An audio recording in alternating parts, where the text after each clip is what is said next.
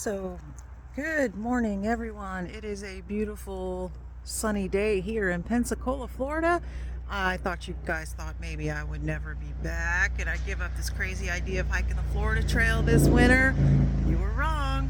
I was just on a holiday pause and I had a cold, so figured it wouldn't shoot videos of me snotting all over the place. That would not be appreciated. So, today we are in major hike prep mode. So we are going to hike 6 miles just as a little practice run, get out there a little bit on similar terrain at the Tarkiln Bayou State Park, which is a gorgeous park here in Pensacola on the west side. And it takes you through some really cool habitat of the pitcher plant, which is endangered, at least here in Florida. And we're going to go check it out. I've never done this trail before, so this should be really fun. And I brought trail snacks, which we'll talk about later.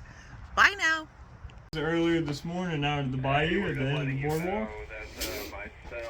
This guy here is the loggerhead sea turtle. This is the most common sea turtle that we have nesting on our beaches here in Perdido Key. We had a Kemp's Ridley nest this year, which is pretty rare. These guys get anywhere from like 150 to 200 pounds. I think they're the second largest one next to the leatherback. What was cool is last year Pensacola Beach had a leatherback nest, which was super, super rare. So that was very exciting. Nice. This is our resident living dinosaur. These guys were around when the dinosaurs were roaming the earth. This is your American alligator. We have a couple of these that live at Long Pond at Big Lagoon. You can see them early in the morning or later in the evening, closer to dusk. This guy is your white-tailed deer. That's his bottom jaw. They eat a lot of plants and shrubs and seeds and stuff like that. You can tell by what kind of animal they are by looking at their teeth. They have nothing but molars like we have in the back of our mouths. They're herbivores. They have canines and big, strong, sharp teeth like the alligator. They're carnivores. And if they have both, like they got their canines and their molars in the back, kind of like we are, that's omnivores. They eat meat and plants. That I didn't know. That's cool. Yep. So this is your gray fox. These guys are the best climbing foxes that we have. They climb trees. They eat small mammals and birds and stuff like that. If you're a fisherman, you know what this guy is. This is your great blue heron. Bob.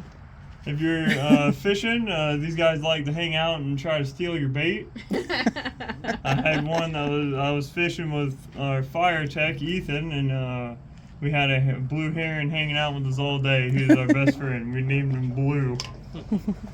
We got our bald eagle here. This is the America's favorite bird. They went through back in the day a strong population decline because of the DDT from the sprays and stuff that we were doing. So once we outlawed that and cut back on that, their population has skyrocketed and they're doing great now. Oh, that's good. On our 7-mile loop, we have a huge eagle nest that was very active. They raised a baby juvenile one, and they've since vacated the nest, but the nest is still up there. If you look at the bottom of the tree, at the base of the tree on the ground, you can see different bones and skulls of what they've eaten, like fish and stuff that they caught and ate. So that was that's really cool. That's pretty cool. This guy is your bobcat. That's your feline. These guys are excellent tree climbers as well. They're more nocturnal, but they're all throughout here at Tarkiln. I've even had reports of people seeing them in the campground at Big Lagoon at night. So these guys are real sneaky though. So those are real hard to see and spot. And then everybody knows what this little guy is, right? Yeah. Squirrel? A squirrel. A little gray squirrel. So something that's cool about these guys is they got the iron content in their teeth too, just like the beavers do. And they're rodents, so their teeth continually grow, so they always have to continually gnaw and shave those teeth down, or those teeth will grow right through their skull and kill them. I'll be darned. So they always have to be gnawing, and that's why rats and stuff are always chewing too, because they got the same kind of thing going on. And then you have your striped skunk. That's the one that smells so bad and raises his tail and sprays you as a self-defense mechanism. They eat a lot of insects and different things like that. They're omnivores. They'll pretty much eat anything. You got your raccoon. The trash panda, as they're called. They will eat anything. They have an opposable thumb like we do. Yeah. So they can grab a hold of garbage cans and lids and coolers and rob your food throughout the night when you're camping. So that's why it's always important to have a lid on something or lock it. Put something on top of it to weigh it down where they can't lift it up to prevent them from destroying your campsite. And then talked about the possum and the ticks. So I also have some pelts over here. You want to come look at these? So this guy is your raccoon pelt. Just like we saw his skull. So that's what he looks like. He's super soft, beautiful pelt. Oh, nice. This is your skunk pelt. These guys are pretty soft too. Wow. Because their hair looks so coarse. Yeah. You'd think it was. You'd think it would be a little rougher, tougher. But this is your beaver. Really, really soft. Oh, wow. It's crazy how he's like in a circle and everybody else is. Well, they're kind of fat. So. Yeah. So then they have that real big flat tail. That was a high commodity when they were hunting them back in the day. This is your coyote. So we get a lot of these. They're a main predator for the sea turtles. So we're always fighting them, trying to keep them from eating our sea turtle nests. They like to eat the bird nest as well. We have beach nesting birds like snowy plovers and least terns and stuff like that. Some of those birds are very endangered as well. So when we do sea turtle patrol from May to October during sea turtle season, we'll look for the snowy plovers and make sure that their eggs are protected. We rope off a section of the beach as like a protective area for them. Everybody is real familiar with this guy, the gray squirrel. Yeah. These guys are pretty legendary because they are immune to snake venom. Oh. So I actually saw a rattlesnake at Olino State Park further down south. And there was a squirrel that was up in the top of the tree that the snake was slithering by. And the squirrel came down and was biting and kicking at the snake's tail. And that's a strategy that they use to get the snake to strike at them and accidentally bite themselves. And that's a way to get rid of the snake and keep them from... And when that squirrel was biting and harassing that snake didn't want anything to do with him. He just kept on going. So he must have known something was going on. This is your bobcat. This is a cool pelt because we still have the paw and some of the claw. So soft. And these guys are cats, so their claws will retract. You got the little bobtail. That's why they're called the bobcat. Very sneaky, great climbers. You can see his claw. So when you're looking at like tracks, the way you can tell the difference between a canine and a cat is the canine paw print, you can see the claws in the paw print, but you can't see the claws in the paw print of the cats. So because their claws retract. So if you see a claw, it's probably like a dog or a coyote or something. But if you just see the paw print with no claw, then it's some kind of cat, probably a bobcat around here. And then this guy is your white-tailed deer. You see a lot of these out here in Big Lagoon and Tarkiln. Some kids just came back from their hike and said that they saw a bunch of deer prints, hoof prints. So I just saw yesterday like 3 or 4 of them, and this morning I saw 2 or 3 of them too. Oh. So they're all over the place. They love it out here. They eat the deer moss and stuff like that we have. Cool. But yeah, that's all the animals that I have to show. So here we are, everyone, on the Perdido Bay or Bayou Trail in the Tarkiln State Park. And if you're from the area, this is a really nice trail to come on. So far I've been very impressed. I mean, I think in some of the videos I've watched, it's kind of reminiscent of what the Florida trail is going to be like, you know, with these pines and these sawgrass palms, palmetto palms, you know. Quite a bit of it has some of this gravel, but there's little side trails they've maintained so you don't have to walk on the gravel, so that's really nice. And it is so gorgeous out here. The sunsets are amazing. And we paddle out here a lot and go fishing and stuff. And if you see the trees back there, the little spit of land with the trees on it, beyond that, you're heading down to Perdido Pass and the bay and Intercoastal Waterway. And I'll zoom or pan over here. If you can see in the video, those motorhomes right there, that is Blue Angel Recreation Park, which I spend a lot of time at, and we all do. We have our boat there and we take our RV there. But the funny thing of it all is there's a bridge way off in the distance, and my camera's going to get shaky because this isn't my actual normal filming camera.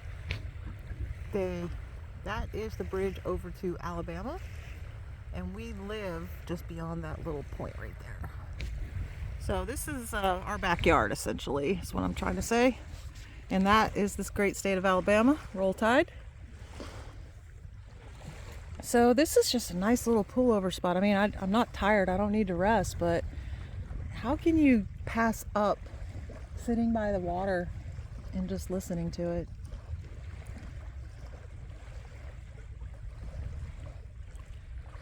So nice. I was hoping to see dolphins.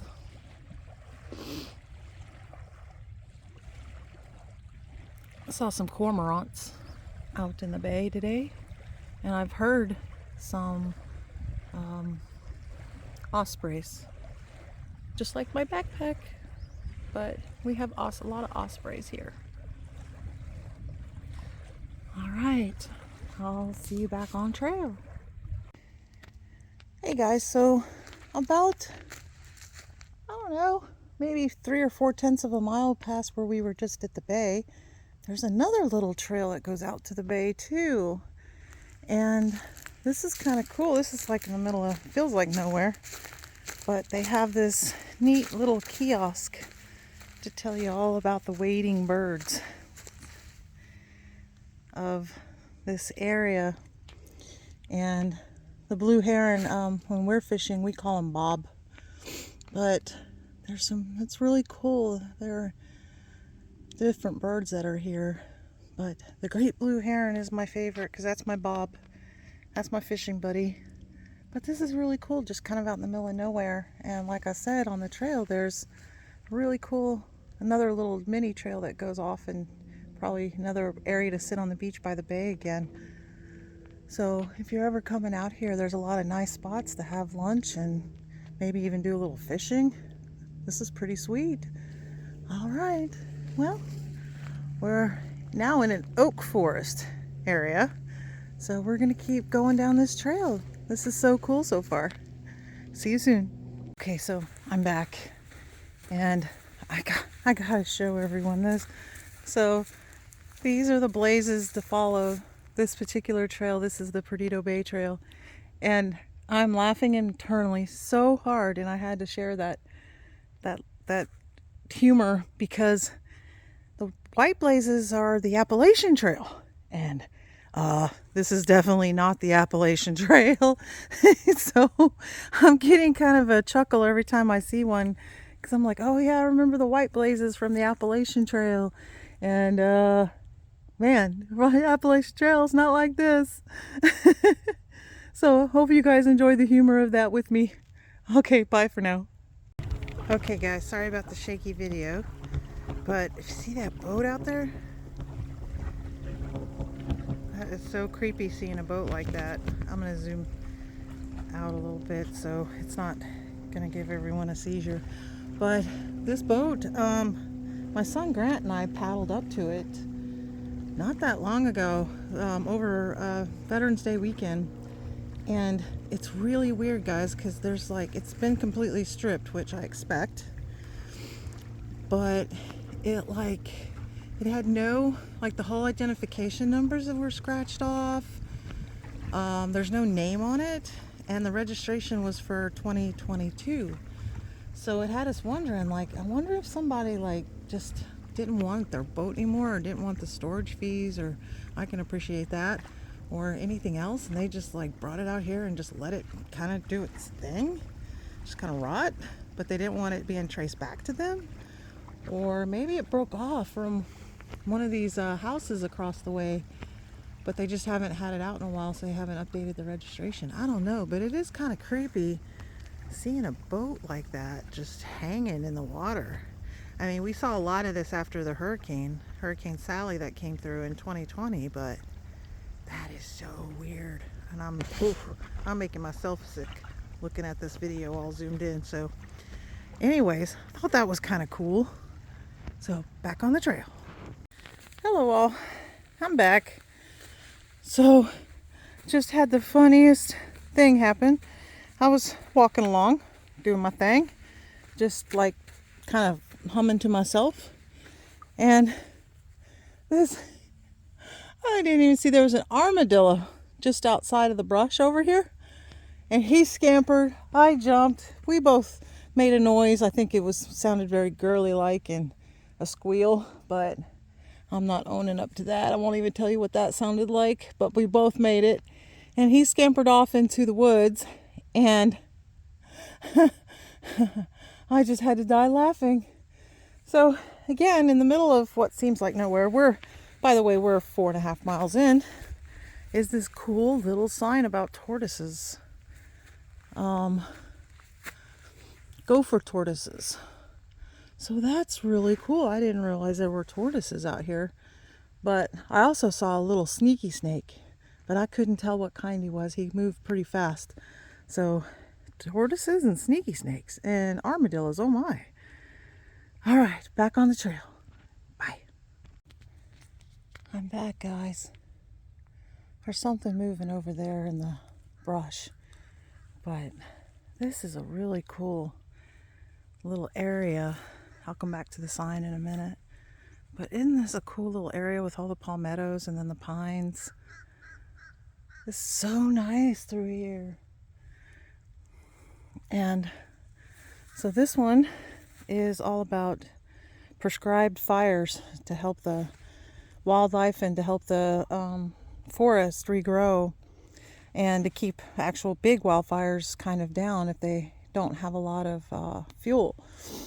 So they have done a lot of prescribed fires here. We smell them and get the ash sometimes at our house, just a little north of here.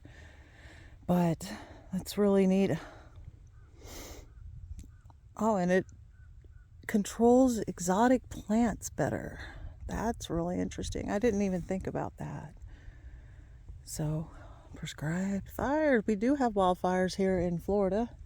We've had a couple in the last couple of years. One of them even made some people have to evacuate. So we do get them here. It's not just out west, but yeah, sometimes just people being careless, and other times we've had some bad windstorms and lightning strikes. So, but this is so pretty through here. You can see some of the charred trees too. It's kind of creepy. No widowmakers though. I'm good. Alrighty, let's get back on this trail. So far we're in like a sand, I don't know, it's very rutty, if that's even a word, through here. So it's just been a couple of miles of rutty sand, if that even makes sense. But hey, training for the Florida trail, so it's all good in the hood. Okay, I'll see you guys in a little bit. Bye. Yay, so we made it. We made it. So, according to the sign,